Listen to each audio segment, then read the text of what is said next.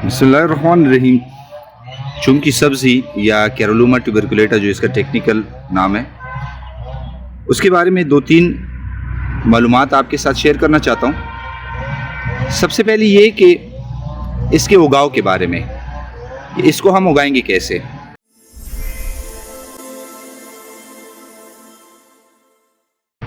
ज़्यादातर जो कमेंट्स आते हैं मेरे दोस्तों के, तो उसमें यही है कि इसको उगाना कैसे है। 2-3 वीडियोज़ इस पे पहले भी मैं अपलोड कर चुका हूँ, आप चैनल पे देख सकते हैं।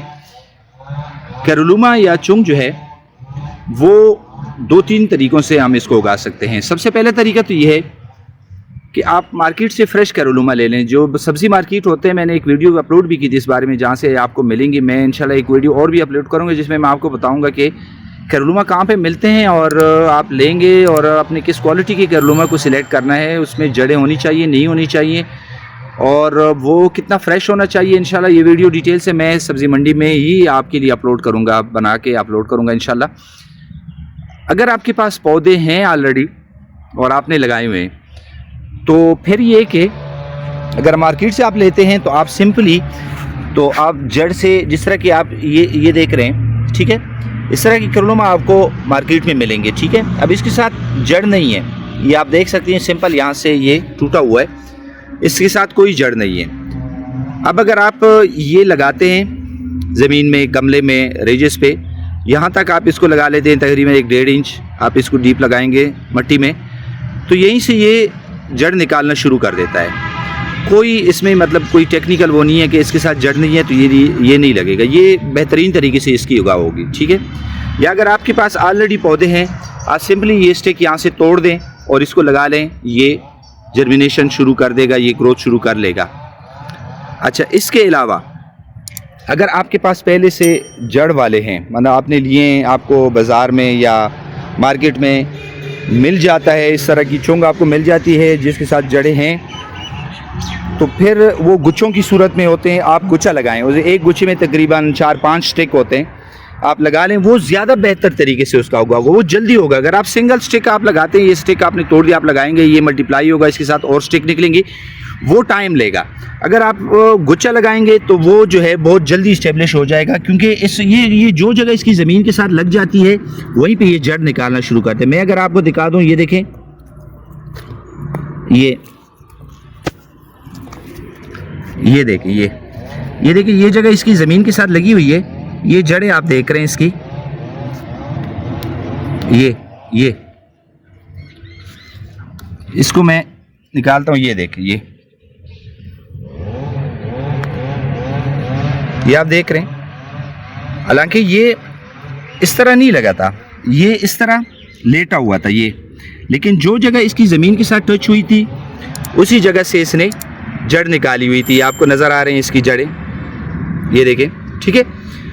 तो इसकी जड़ निकालने की जो सलाहियत है वो अल्लाह ने इसमें बहुत ज़्यादा रखी है। आप आराम से इसके स्टिक अगर आपको मार्केट से मिलती हैं, आप लगाएं इसको, इस तरह इसकी जड़ें निकलेंगी, कोई इसमें मसला नहीं होगा। आप इजीली इसको जो है वो आप लगा सकते हैं। अब एक है, आप इस तरह के गमलों में आप लगा लें, ये देखिए इसकी ग्रोथ आप देख रहे हैं, ये आप देख रहे हैं, ग्रोथ आपके साथ इस तरह की आएगी। दूसरा ये कि आप इसको प्लास्टिक बैग में लगा सकते हैं, ये आप देखें, ये हमने इसको प्लास्टिक बैग में लगाया, यहाँ भी है और यहाँ भी अगर मैं आपको दिखा दूँ, यहाँ भी है, ये देखें, ये। अब यहाँ पे मैं आपको बता दूँ, ये जो हमने सिंगल स्टिक लगाए हुए हैं, ये अभी इसके साथ, ये देखिए, ये इसकी ब्रांच शाख है इसकी, ये निकल रही है, ठीक है। इसके साथ ये शाखें निकल रही हैं, और शाखें ये नज़र आ रहे हैं आपको, इसके साथ ये शाख निकली हुई है।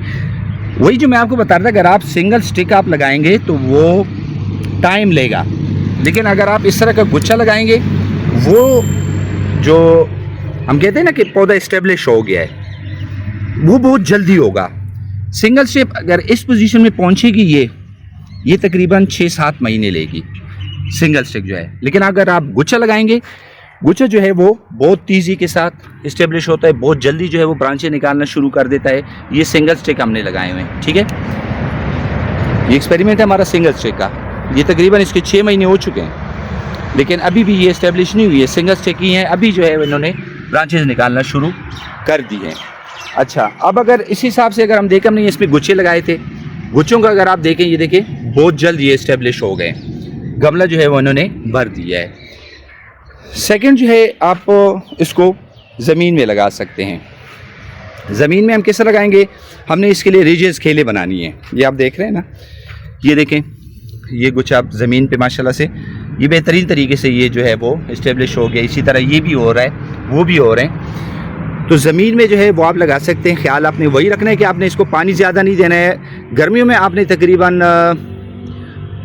2 या 3 दिन बाद आपने पानी देना है, और सर्दियों में जो है आपने तकरीबन हफ्ते में 1 बार आपने इसको पानी देना है।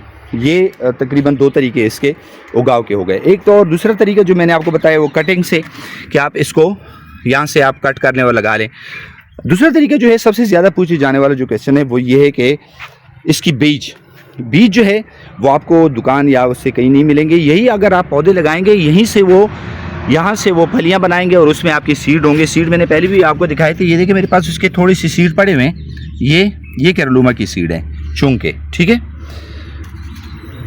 ये आप देख लें, ये चुंग की सब्ज़ी की सीड है।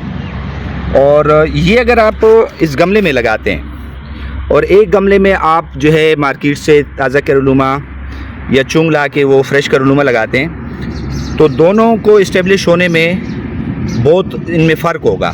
ये जो आप डायरेक्ट कटिंग लगाते हैं, आप एक ये लगाते हैं और एक जो है आप बीज लगाते हैं। बीज जो है, बीज से इसका उगाव जो है बहुत स्लो है। ये जर्मिनेट होंगे, उसके बाद ये बहुत बारीक होते हैं, फिर उसके बाद ये ब्रांचेज निकालेंगे, तो ये जो है इसमें टाइम लगेगा। और अगर आप इस तरह का गुच्छा लगाते हैं, गुच्छा जो है वो बहुत जल्दी इस्टेब्लिश होगा, नई ब्रांचेस बनाएगा, और आपका गमला जो है उस निस्बत जो है वो बहुत जल्दी जो है आपका गमला जो है बढ़ जाएगा। तो सीड तुखम से और कटिंग से, उन दोनों में अगर आप मुझसे पूछे तो मैं कहूँगा कि आप जो है इसको कटिंग से लगा लें। कटिंग से आपका जो पौधा है वो जल्दी बढ़ेगा, इसमें टाइम नहीं लगेगा ज़्यादा। बीज से जो है वो टाइम लेगा ये। अच्छा, इसके बाद जो है आपने फर्टिलाइज़र, आपने उसको ढेरानी खाद जो है आपने इसको देनी है। पुरानी ढेरानी खाद जो है वो बहुत ज़्यादा ज़रूरी है इसके खुराक के लिए। या अगर जो दोस्त मेरे इस तरह के एरिया में रहते हैं जहाँ पे पहाड़ वगैरह हैं, पहाड़ की मिट्टी जो है वो भी इसे इस्तेमाल कर सकते हैं, क्योंकि ज़्यादातर ये पहाड़ों में पाई जाती है, तो पहाड़ की मिट्टी जो है वो इसको बहुत पसंद है। पानी का ये है कि आपने बहुत ज़्यादा ख्याल रखना है। अगर आपने इसको ज़्यादा पानी दिया, आपके पौधे जो हैं वो गल सड़ जाएंगे और वो सूख जाएंगे, ख़त्म हो जाएंगे। पानी आपने बहुत कम देना है। गर्मियों में 2 या 3 दिन बाद 1 दफ़ा, और सर्दियों में ना हफ्ते में तकरीबन 1 दफ़ा। अगर मैं इस गमले की बात करूं, ठीक है, अगर या इस गमला हो, तो इस गमले को ये देखें, यहाँ से आप मिट्टी देख लें, ये देखें बिल्कुल खुश्क है। अभी आपने इसको आधा गिलास पानी देना है, ठीक है, और वो भी हफ्ते में 1 दफ़ा या 10 दिन में 1 दफ़ा। सर्दियों में, गर्मियों में आपने उसको 3 दिन बाद या 4 दिन बाद आपने, जब ये इस तरह की मिट्टी इसकी बिल्कुल सतह खुश्क हो जाए, आप चेक कर लें, फिर उसके बाद इसको पानी दें। घरों में ज़्यादातर गमले हमने रखे होते हैं, तो जो भी पानी इजाफी होता है हम गमलों की तरफ फेंक देते हैं, गमलों में डाल देते हैं, जिसकी वजह से केरलुमा जो है वो ख़राब हो जाते हैं। मैंने अपने घर में भी लगाए थे और इसी वजह से वो ख़राब हो गए कि बच्चे जहाँ पानी ज़्यादा हो जाता है गमलों में डाल देते थे केरलुमा के, चुंग के, और वो पौधे जो है वो सारे गल सड़ के ख़त्म हो गए। तो ये आपने बहुत ज़्यादा ख्याल रखना है। 2-3 क्वेश्चन थे, अगर फिर भी आपको इसके बारे में कुछ मालूमात और चाहिए, आप कमेंट सेक्शन में जो है कमेंट कर सकते हैं, इंशाल्लाह आपको जवाब मिलेगा।